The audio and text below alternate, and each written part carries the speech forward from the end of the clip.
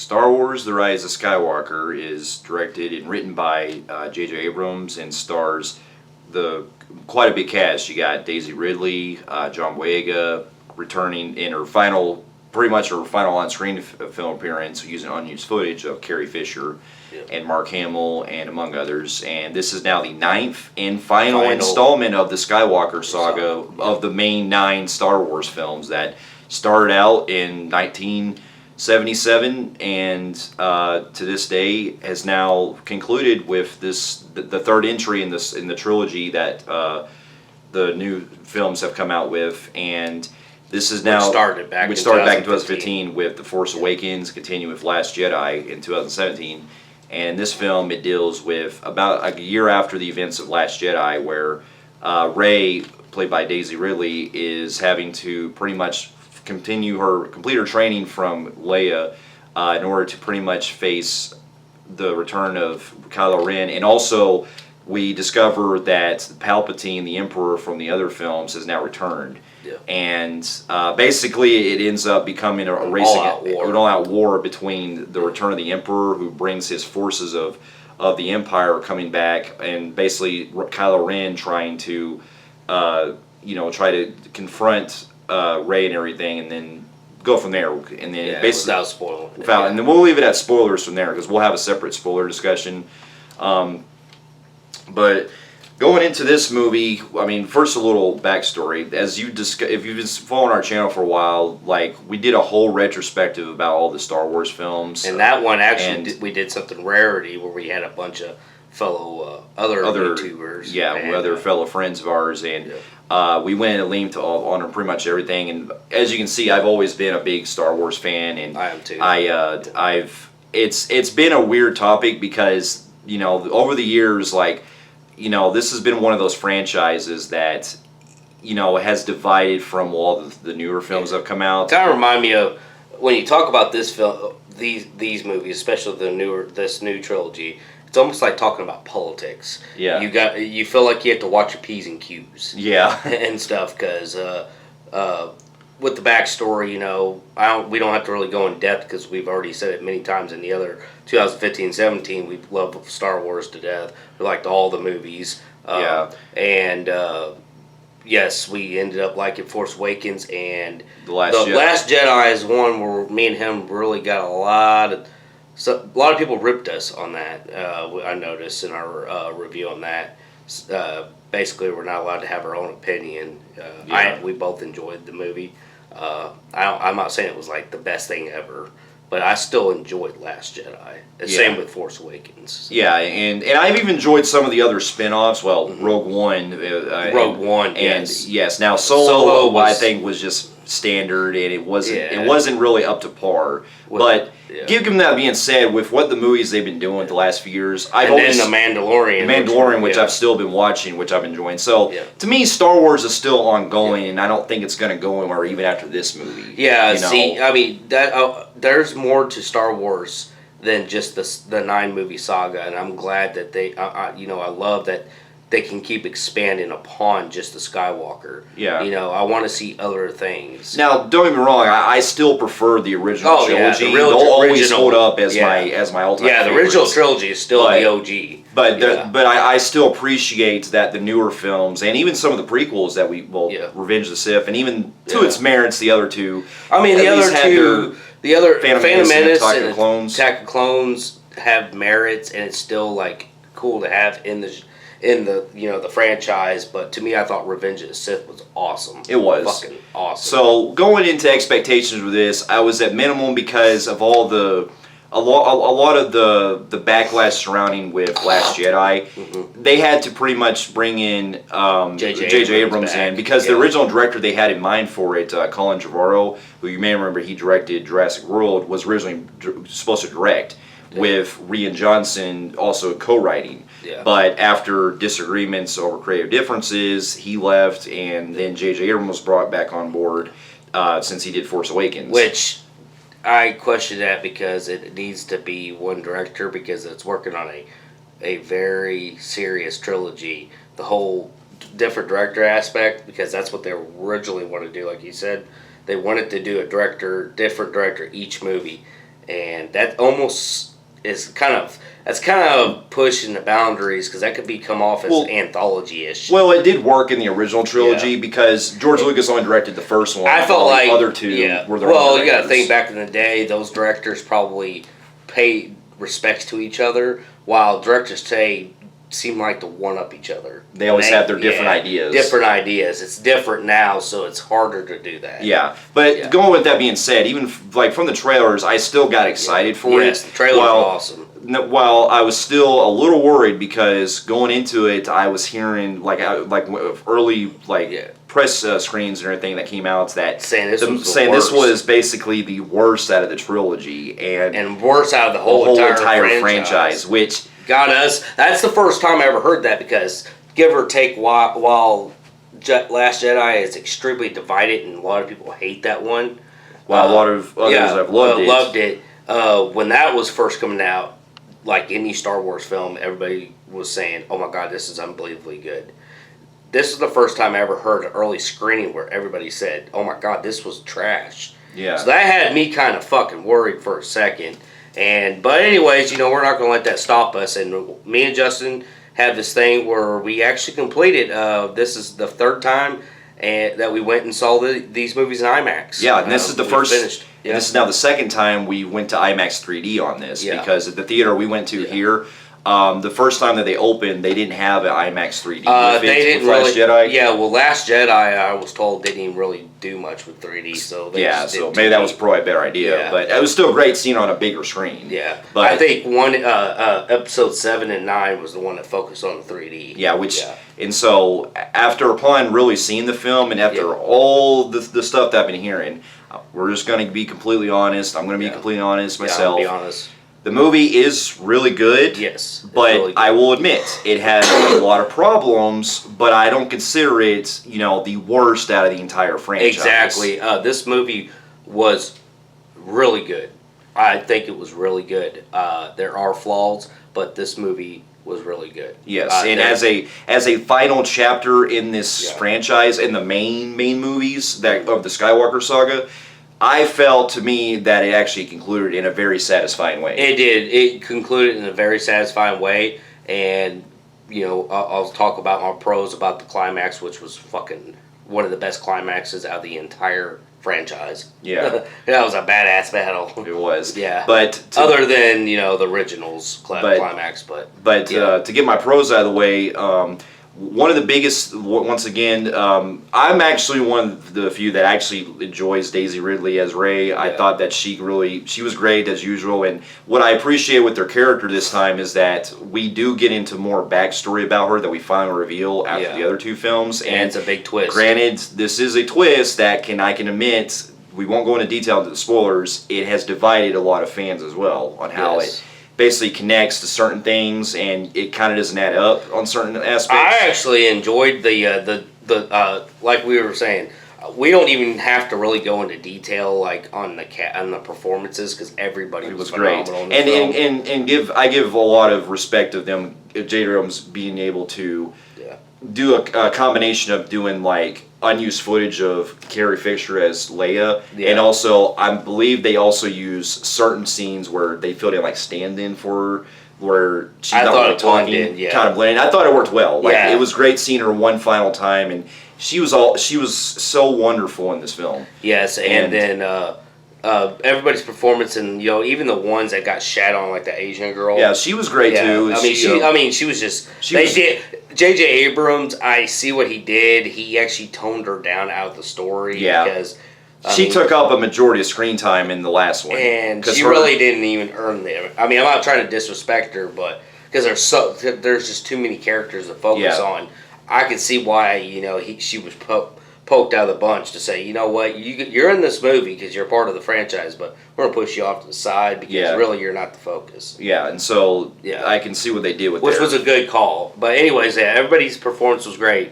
But also, like what I wanted to say earlier with the backstory with Rey, like he said, it's going to divide fans. But honestly, I preferred the way they did with this backstory, which was a great twist. And some say it was predictable. Some say it wasn't. And it was just poor attempt at finding something, but really, honestly, it's the only logical way I can buy it. The reason why she's so fucking powerful. Yes, I agree, and that's Yes. one thing I do defend about the writing with that. Yeah. And because when I'm watching the movie, like at least for the first act, I'm like, Yeah. why is she seeing too powerful? And then it's like, Yeah. oh, that's why. Because if she would have came out just some standard person, that would really ruin it. Yeah. I'm sorry, that would probably kill it. That would be like a dagger in the movie Yeah. alone. But yeah, again, I love the story. You know, I will say that another pro I had, cinematography was fucking. They just keep topping each other. This was even better, more epic scale on cinematography. It was, especially with the beginning scene God. where it's all in the dark and we go to see the Emperor's planet on Xmas, I forgot what it's called. I think it's called Xmas. Yeah, or something like that, but Yeah. Exogar or something like that. And when they go to this planet to where Palpatine is, it almost felt like a fucking horror movie because it's all in the shadows and stuff. There, and especially in the actual battle towards the end, this becomes probably the only time in Star Wars history that it legitimately turned horror. And I was like, and in a good way too, I was like, wow, this is fucking legitimately creepy. Yeah, because when you see like Palpatine's face in the shadows and stuff, I was like, Oh my man, that is God. fucking creepy. I love the whole like decay look because you know you gotta still focus. He was killed by Vader. Yeah. So and I do love that whole thing. we won't, like I said, the return of them, I'm mixed about, but I still get the reason why they bring him in the story. It leaves you mixed, but then again, he's still the king of the shit. But So and plus Ian McDiarmid, he fucking nails it. Like I'm glad does. that guy can still keep playing that character.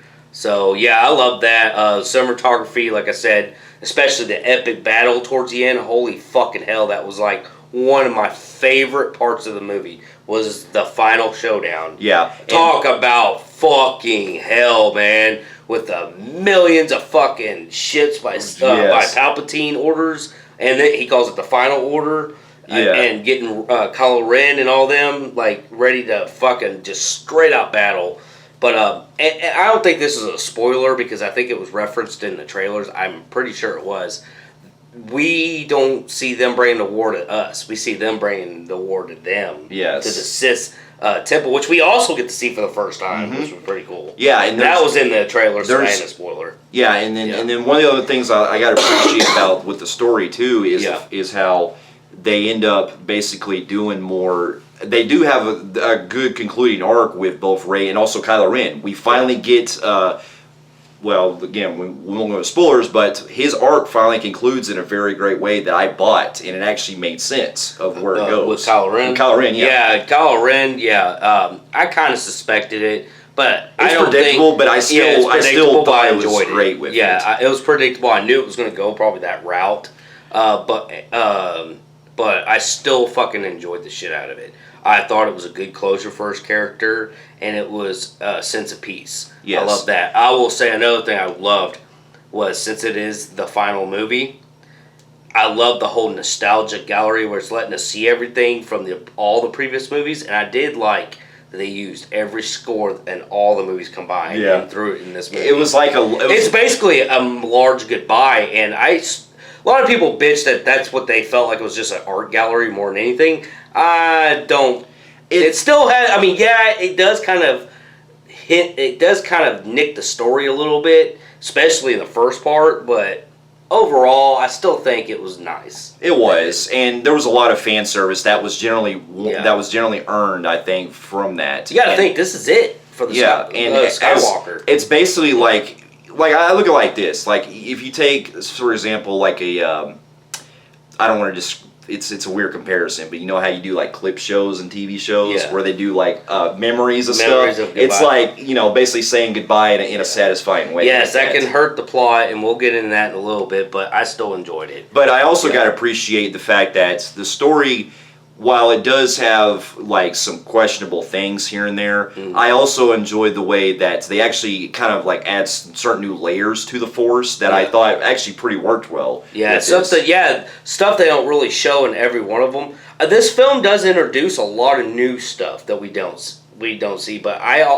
don't have no like problem with this because It's just more added to the world, the universe. But that's what I'm saying. But I also appreciate, because this is stuff that I kind of thought would not be used in the films because it's only been referenced in the video games. Yeah. Various video games of Star Wars have done a certain force powers they use that have never been addressed in the movies. Yeah. This is the very first time we have ever seen some of the powers they use that have been brought into it. Which I'm glad, because it's like almost like they're paying homage to the games. Yeah, that also is give great. or take, the games, a lot of the games do have Skywalker. So when they mean by end of Skywalker, it's the end of everything Skywalker. Yeah. And I think this is the right way to do it, because it's time to move on to other things in this universe. Exactly. This galaxy, Skywalkers, you can't just keep doing the same shit all the fucking time. Yeah. So the other appreciation I gotta love too is the fact that we also get into some bringing in Lando and all them again, and we even get other he was a long time coming. They finally brought him in, and they also give a great new send up with another character that I thought was cool, but I'm mixed because they're kind of underuser, that badass girl that Poe meets. Oh, the one that looks like a Mandalorian? Yeah. I thought she was cool, but I thought that she was underdeveloped. She was really underdeveloped. Yeah. And they had so much history, like they were in love, like they had like a love interest a long time ago. But she was cool, we'll get her cons and stuff like that. But other than that, I will say, it is very emotional. It is. And there are some very surprising deaths in this film. And this was like pretty much a long goodbye. At the same time, I enjoyed all this, but I mean, really, what else? I was on the verge of tears on some scenes. I was like, "Oh shit!" And there was a lot of tricking us when they were vulnerability. So I kind of give them a thumbs up on the vulnerability because of that. I do too. Yeah. That was definitely cool. But now, because a lot of people were lying to me saying that they basically KO'd the Emperor in one hit. I'm like, no, I didn't get that in this fucking movie. Hell no, I didn't get that. That did not fucking happen. So if you got people telling you that didn't fucking happen. There was no easy KO. But anyways, without being deep into this review, being more spoilers, now here we get to our cons. One of my biggest gripes in this film, and it was bothering me because, the film starts. The first 25 minutes of this film is incredibly an editing nightmare. Really, really bad. Yeah. There are scenes where these Star Wars, they're always going to jump way ahead. It's not right after the events, it's like a year later, and they're already jumped in some kind of war thing that Kylo Ren's involved, and I'm like kind of lost, and you're wondering how he knew why to go to Sith Temple. Yeah. How did he know to do that? How did he knew to go look for that object to go to that place? Yeah, it just abruptly starts. And then from here on out, we get the Millennium Falcon breaks down, and then the very next minute, it edits it out, and they're going flying. Same when Leia is training Rey, and Rey hands her Luke Skywalker's lightsaber and said, "I haven't earned it yet." The next fucking 2 seconds later, it's handed right back to her, and she's ready for war. It's like it seemed like there was a lot missing in that first. Yeah, because with this one, I think it's the two factors into that, because I have the same problem because the editing is very jumpy because. J.J. Abrams was able to keep things a lot more tighter with Force Awakens on that aspect. He kept it more, the pacing very straightforward. Yeah, it was a straightforward story. Tighter. Yeah. With this one, it seems like because it was behind the scenes because you got to think he had to pretty much also pander to a lot of fans that hated Last Jedi. Yeah, well too, but he also had to. I'm not going to say if I agree or disagree or what about Last Jedi, about it being fucked up. There are times that people have talked to me and made good points, and it's made me want to second guess some parts of the movie. I will agree with Last Jedi on some aspects, but he had to come in and so to speak fit, and this is why they should have just waited for Abrams to get out of other projects. He had to go in and fix some things, and that was a struggle, and he struggled a lot in this film, and I don't blame him. It's a hard task, not to mention. You got to think, when you make a trilogy of like movies like Glass, for example, we had this year was a trilogy of 2 movies. You fuck that up, you're gonna piss people off. Cool, it happens. Fuck you. And then another trilogy of this and that. Fuck you. You fuck this one up when it's a closure of a 40, damn near 40. It is a 40-something-year-old over 40-year-old franchise. Yeah, franchise. I mean, this would be bad. So I think a lot of pressure plays into factor how I'm going to go. And I think that was a bad decision to have Ryan Johnson do the last one because he's got to fix what he was attending. But then Ryan Johnson changed things, and then he's like, now how do I fix that? Because I think the initial was to never have Palpatine. It was going to be Snoke was going to be bad, even more badass. Yeah. But then I could see the gripe in Last Jedi where Snoke is pretty much a bitch in that one a little bit. Yeah. So, but I love the whole puppet thing that they revealed. But anyways, yeah. That you see the struggles is what I'm trying to say. Right, and you got to also think too, because Abrams has admitted himself that he had to pretty much give closure to all 9 movies, and that's hard to do for a long-running franchise. So, but the way that he pulled it off, he did it. I feel like to an extent, he did what he could with the material. But as far as like certain directing choices, you can see where the editing can be factored in because they're having to go constantly from place to place. Yeah, another thing he speaks about that, and we had a problem with Rogue One with that. This film pisses me off because they keep going planet to planet. There's no journey. There's no like distress of getting there. It seemed like the entire galaxy is about. Or by the way, if you don't realize, we're out of town seeing in this in IMAX. We're in a hotel room. My room's not right next to them. But just to get an example out, it feels like the galaxy when they're doing all that jumping is equivalent to him going to my fucking hotel room, like that quick. Yeah. Like it's really like. You would expect it to be a long journey and running into bullshit. And they even actually contradict themselves when that Mandalorian-looking girl fucking said that she can't even escape anywhere because pretty much the First Order's got everything blocked. Yeah. So how they get through? They only get through because of that medallion thing she has. Well, she had it. Yeah. How did they do it? How did they? That was already 3/4 of the movie. How did they get it fucking around? True. So there's a lot of.